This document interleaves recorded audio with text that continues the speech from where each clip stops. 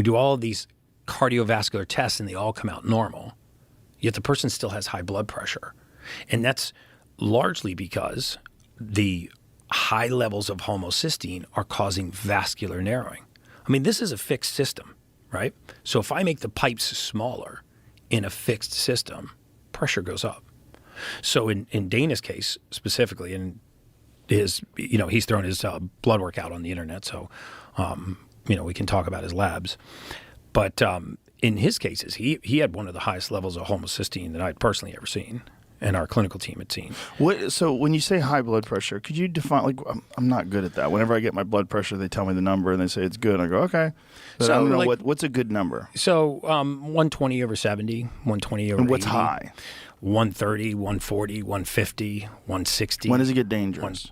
140, 150 starts to get dangerous. People Really? walk around at 140, 150, 160 all the time. And they don't know it. It's the silent killer. You don't feel it. You think you would feel high blood pressure, but very often it's the silent killer because you don't feel it. It's not like you hear your blood rushing in your ears, although you may. It's not like you feel pressure in your head or pressure in your neck or pressure in your chest. That's why high blood pressure, hypertension, is one of the silent killers in cardiovascular disease, right? In fact, one of the first primary symptoms is sudden death, right? So we often put people on hypertensive medication before we actually look at whether or not they have high levels of homocysteine or whether or not they might have a gene mutation specifically called MTR, and you could test for it, or MTRR.